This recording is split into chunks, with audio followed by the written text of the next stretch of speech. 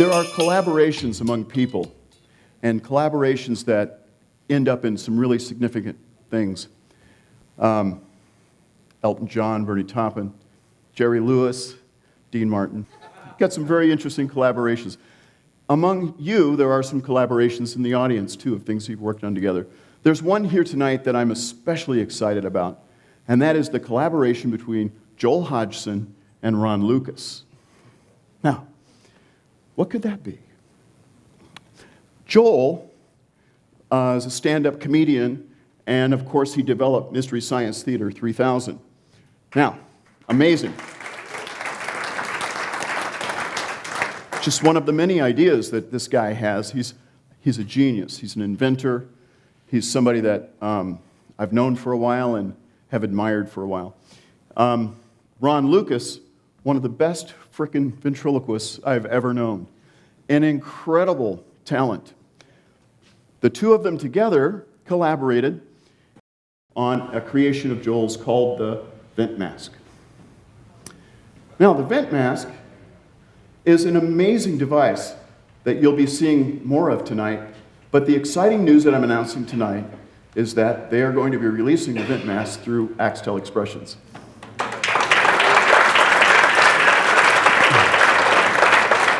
Super excited about this, and to tell the story about how this developed, we're going to start way back.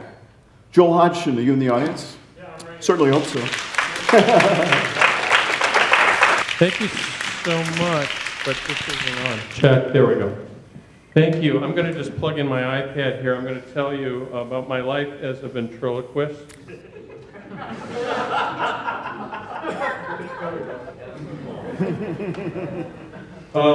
When I was in third grade, I was drafted into the Boy Scouts of America.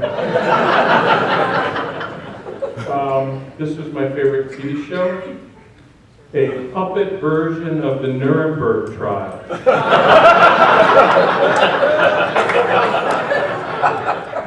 Actually, it was my favorite TV show. Some of you vets may recognize Howie Olson, the great ventriloquist from Wisconsin, and his figure, Cowboy Eddie. I think he was the son of the great Chesterfield, who was also a vet, and he lived in Madison, Wisconsin. I grew up in Fort Atkinson, Wisconsin, and this is my favorite show. It's done in Madison. And here's an unusual photo for a ventriloquist. It's a bit of an anomaly. It's one of the few pictures of a ventriloquist where he's sitting on the lap of the dummy. They were later married in a secret ceremony. Now, I wanted to be a ventriloquist. It seemed to fit me. It seemed to be what I wanted to do. And I went to basically my version of the internet, which was the Sears Wish Book. And of course, that's where we'd see ventriloquial figures, right? Everybody probably started out with there's Danny O'Day, of course, and his mysterious number 6 ventriloquist friend. And of course, with that, if you got a figure, you would get Jimmy Nelson's Instant Ventriloquism album, which I think Ron mentioned earlier when he was doing an interview with Matt Bailey. There it is right there. And it was brilliant because what it did is, as you can see, it says Jimmy Nelson's Instant Ventriloquism and Ventriloquist for Beginners with comments by Danny O'Day and Farkle. And it was basically, it basically did a little bit like some of these Axtell products are, where it actually did the voices for you. So you could pretend to be a ventriloquist and play the record, and the dummy would appear to talk. Anyway, there's me in about 4th grade with my first figure, and a Mortimer Snurd. And the thing that's a bit troubling about this photo is that it's my school photo. And you think an adult might have stepped in and said something, and maybe cautioned me that this may not want to be a part of my personal record. But actually, I'm very grateful for the people that were around me that let me be who I was and let me follow my bliss and let me do what I wanted to do. And this is what I was very interested in as a kid. In Boys Life, you might be familiar with this ad. This is the Fred Mayer School, which was run by Clinton Ditweiler. I don't know if you remember Clinton, but wonderful man. And anyway, I sent away for some literature, and here's what came back. I love this. It says, "Don't envy the popular man, be one."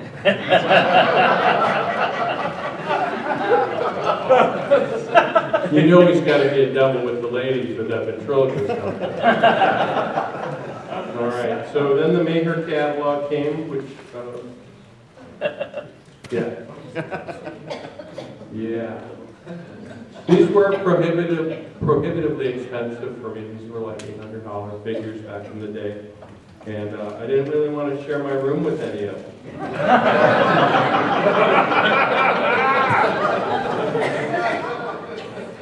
But I did take the Fred Mayer course in ventriloquism, which is a fantastic course. And it was a correspondence course back then. And I actually corresponded with Clinton Ditweiler, and they'd send tests, and I'd send them back to him, and he'd grade the tests. And it's great because it's the real deal if you've ever taken it.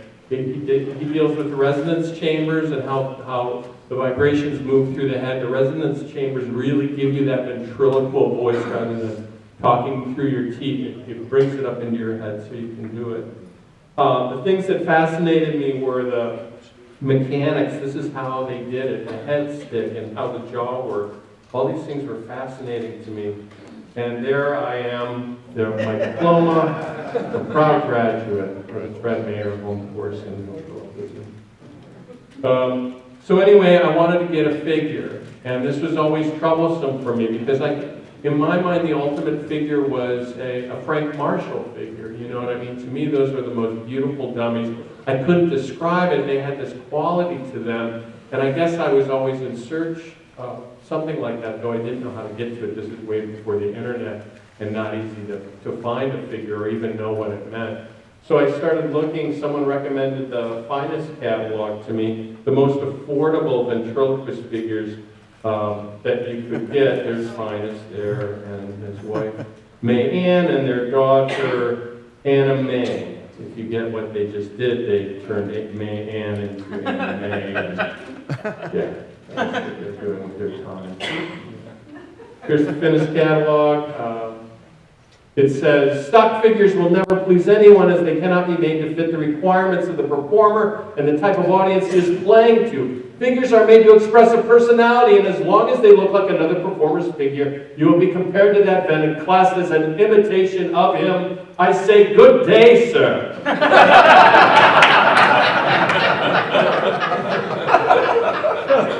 Here's a little more that Finest says to us, Finest. Our figures are modern, and the mechanical action is the best, improved, protected, design your assistant forever. And let's just take a look into the catalog. And oh yeah, don't pass out on me now. Here we go. It's a roller coaster ride. Yeah, there's Lawrence down there. Why put pants on Lawrence? What is the point? What is everyone having a hard time with? I choose not to clothe the figure. Here's another one, Big Ben intimidates the other ventriloquist dummy by holding up another ventriloquist dummy. Here's a few more. And of course, living marionette, the trick that houses an actual boy. He's begging you to free him. Yeah, these are pictures of the hands of some of the dummies that tried to escape. They're stacked out back like cordwood. So anyway, at this point, I started to have to ask myself, what would my parents do if they found this thing in my possession? I was actually afraid of that. Fitness & Co., Finance & Co., the end of the balloon, more like the beginning. And finally, a few more. Yeah, every 12-year-old boy wants to look at a ventriloquist dummy in her lingerie. Here's Mabel, with a picture of Mabel that's a close-up that's the same size as the picture of me. But Finest is just trying to send a message to us. Here's a picture that is interesting. He created a figure named Sylvia. And if you look closely, you'll see it's just a store mannequin that he took a saw to and cut slots in her mouth. And the really disturbing part is this is a full figure, full-size figure, the size of a woman, 5.5 feet tall. And here's a close-up of the model. And as you can see, yes, Linus just took a picture of a woman and drew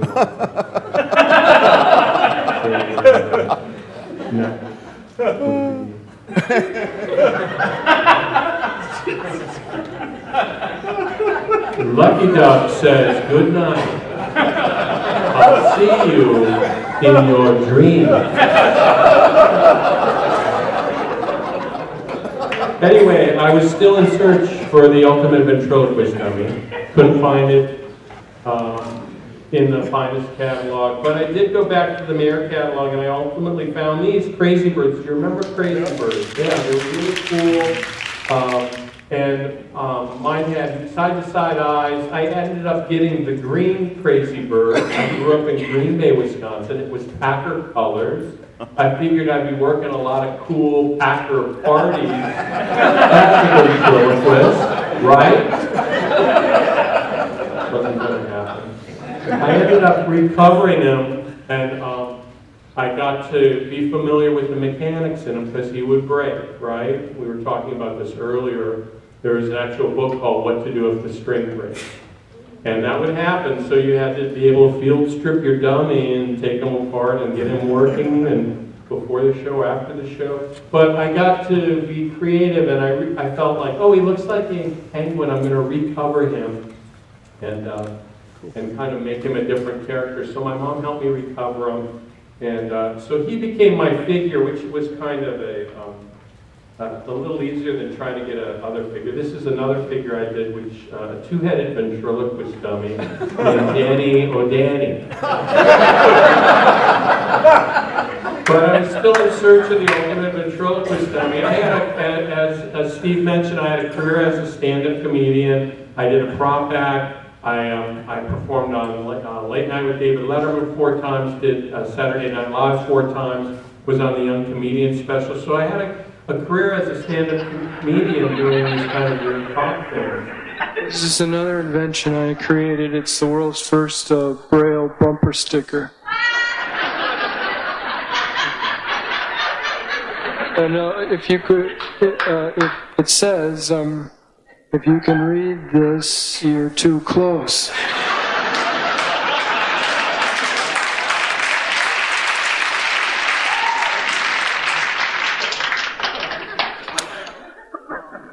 By day, I'm a clever comic magician holding an ordinary camera. At night, I become Agent J.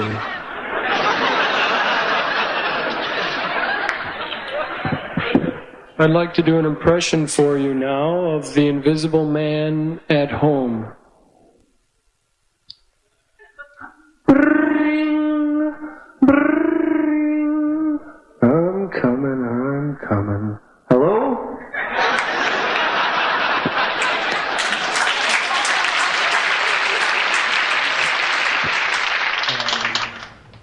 One day I was in Twin City Magic in costume, and they were, they had masks there for the Halloween season, and I noticed there was a mask there, a full head mask that looked like an alien, and they sold it with a feature with a billows in it, so you could squeeze it and it would make the mouth move. So that was the thing I saw, and I go, I think this would be really great if you just took the mask and made that the mask. So I walked around the store and I found these two caveman masks. And so their mouths kind of hung down low. I bought two of these masks and basically taped them in with duct tape and hot glued two Velcro things so you could put them on somebody's neck. And I started experimenting with it to kind of, as a premise. And so I bring people up from the audience and interview them briefly and go, where are you from? What's your name? And then kind of get these masks on them and do a little ventriloquism and have one guy be the stupid guy and go, oh yeah, I'm from out of town, no problem. And the high-voiced one, like charming guy, they're like, hello, yeah, I'm also with the dumb guy. And so you could just kind of mimic them and stuff. And then I'd end with them with a lip sync thing where we play Aretha Franklin's Think, and that was the big ending where they became the backup singers. And here's an example of that.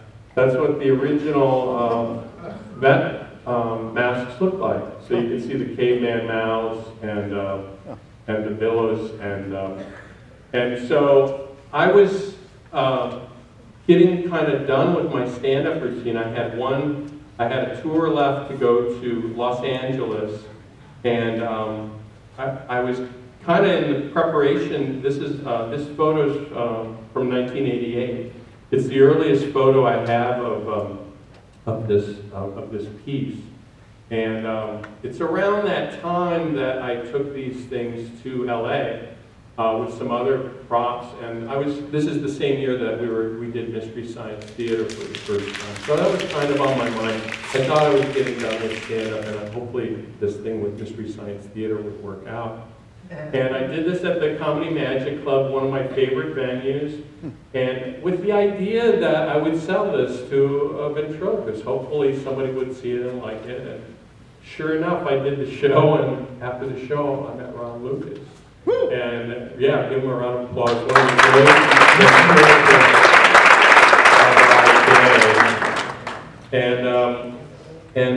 and we talked about it, and ultimately Ron licensed it from me. And I have to tell you that if it was left up to me, nothing would come of this idea. It just would have been a bit I did. I wasn't really on a trajectory to perform for a lot more people. I was really going on this other path to do Mystery Science Theater. And now, obviously, the vent mask, as it is now, it's like, it had billows in it, so you'd run out of pressure, like, after doing it for a little while. It wasn't very consistent, couldn't do it very long, a couple of minutes. It's the kind of thing where once Ron took it and started to work it, and if you know Ron, you know he's a perfectionist. Mm-hmm. He's meticulous. He's always he's very exact. If you spend time with him, if you talk to him, that's who he is. And he took this idea and turned it into the vent mask that just kind of took over and became, what I say is it's like ventriloquist catnip.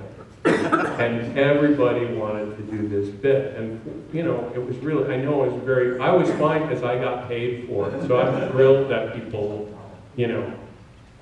are out there and love it. But it was really frustrating, I think, for Ron, because he had paid for it, he popularized it, and everybody just started taking it because it's, that kind of idea. You can bring. Well, I'm not going to explain it because I'm going to get Ron to come up here and show it. But I really, before you come up though, I have to say, I really see this as, again, I say I invented it, but I think if it was left to my devices, you would never have seen it. And it was Ron at the height of his powers when he is working TV and doing command performances for the Queen, doing command performances for 2 presidents, and he's doing this bit for them, and it's his, his talent and his acumen for perfection that brought us really to the point where other people saw it and had to take it.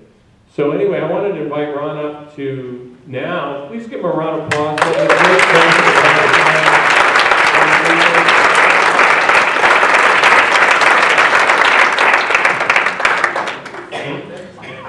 had no clue he was involved in everything. That picture of you in school, I thought it was like conjoined twins. I thought it was great. It was wonderful. What Joel said is true, but we're actually going to do something really, really cool. It'll all be explained by either Joel or by Steve in a moment. But I mean, who hasn't seen this? Has anybody ever? How many of you are here right now? Raise your hand. This is a device that was Randy Simper and I think Larry Dean helped me. This is the original because it's got such a huge throw. I always wanted something that had a big throw to it. Now it doesn't really mean much until the magicians have always had a history of being able to pull people out of the audience and pick a card or do something. Ventriloquists didn't have a whole lot of audience participation. So when I did this, I just watched the whole world explode around me. Literally everybody had to have this. It was like Gollum, I want my precious, give me my precious, you know. It was, so I protested for a while. I probably didn't handle it very well. But we have a really interesting solution. But first, I'd like to demonstrate this just for anyone who hasn't seen it. Is there a wife who'd like to volunteer a husband, be a puppet or dummy for just a few moments here? Who are you volunteering?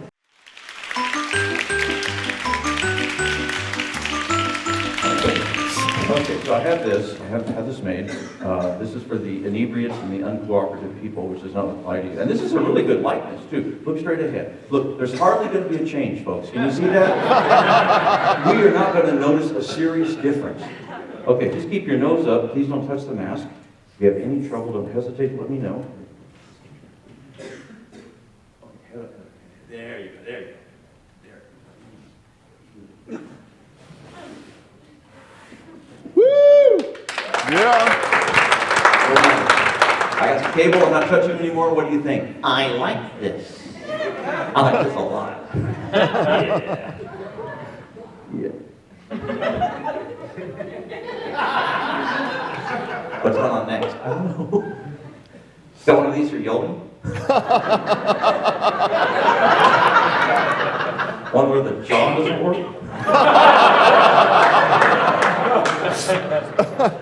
You're not angry, are you? She volunteered me, the witch. Okay. I always carry a spare mask. Get it out. Do it, do it, do it, do it, do it, do it, do it, do it, do it, do it, do it, do it, do it, do it, do it now. What are you waiting for? Come on, hurry. Look at me for a second. Oh my God. If you would like me to produce a spare mask and put your wife in the same predicament that she put you, nod your head yes or no. Oh. Oh, yeah. Okay, would you come up here for just a moment, please? Oh my God. Yeah. No, it's okay. Sit down. What? Here's our chance. Our chance? Husbands everywhere. Come on, do it, dude. I do have a spare mask. Get it out. I forgot. It's broken. What's wrong? I have no elastic. I have no way to put it on her face. I'll nail it to her head. That's not necessary. I know how to use hot glue. I got it at Axtell. You can do this without even, you can do it just by pointing. That's it. Point to your wife. Hi, sweetheart. The kids are not really yours. Yeah. How does that work? Yeah, I messed that up. I think you did. Can we do it again? Point. Hi, sweetheart. I got lots of kids you don't know about. No. With the lady who has not seen this show. Who's your daddy? Who's your daddy now?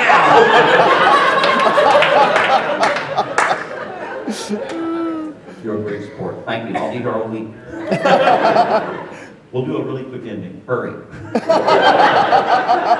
Are you in a rush? Yeah, I've got a wife to deal with. You're doing a convention together. Yeah, a lot of empty farmland, sweetheart. Where's the shovel? Okay, hang on. We'll do a really quick ending and I'll let you go. Okay, now can you dance at all? On your head, yes or no? I can dance. Oh yeah, I can dance. Oh heck yeah, I'm a good dancer. I used to be a Chippendale. Oh hey. That's why I'm not guilty. Really? You met her as a male atomic dancer? She stuck $1 in my shorts. Oh my God. I gave her change. I think I recognize Steve Axtell now, too. Oh, okay. We're not going to make him dance, so we never do that. Can you sing? Nod your head, yes or no? I can sing. Marty.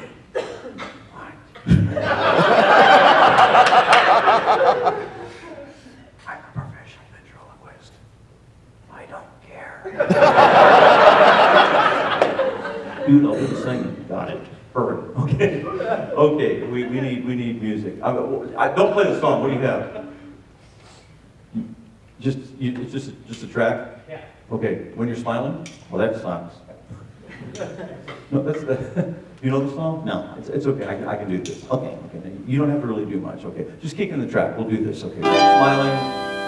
I don't know the words. When you're smiling, the world will smile with you. I'll do it. Or remember, yeah. You look straight ahead. Stay one place, don't sway too far. You gotta sway to music, okay? When you're laughing, oh, when you're laughing, the sun comes shining through. When you're crying, you'll bring on the rain, so stop your sighing. Oh yeah, be happy again. You're doing great, I know that. Do me a favor, one foot in front of the other, chest back, hands up. Okay, just a little Elvis in the hips, Elvis Presley.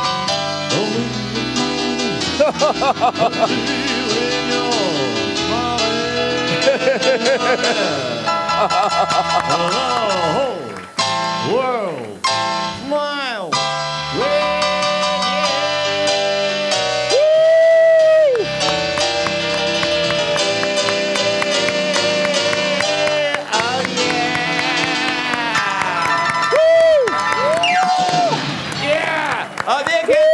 my co-star, give it up for Arnie. Take a bow, big bow, there you go. This is so incredibly lightweight, unbelievably lightweight, and easy to do. I am just so thrilled, guys, that you're going to release this through Axtell Expressions. And part of what they're doing is they're creating a forum, and there will be a place where you can learn more about being a Vent Mask owner and a place to donate to some of the history of the mask with Joel and Ron. Guys, I'm so appreciative of this. Thank you so much. It'll be released later this year. Thank you, guys. Appreciate it. Give up a hand.